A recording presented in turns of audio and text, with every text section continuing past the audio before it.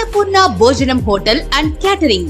రుచికి శుచికి శుభ్రతకు దర్శి పట్టణంలోని అన్నపూర్ణ భోజనం హోటల్ అండ్ క్యాటరింగ్. మీ ఇంట్లో జరిగే శుభకార్యములకు 10 నుంచి 10,000 మంది వరకు మీరు కోరుకున్న వంటలు, భోజనం సప్లై చేయబడును.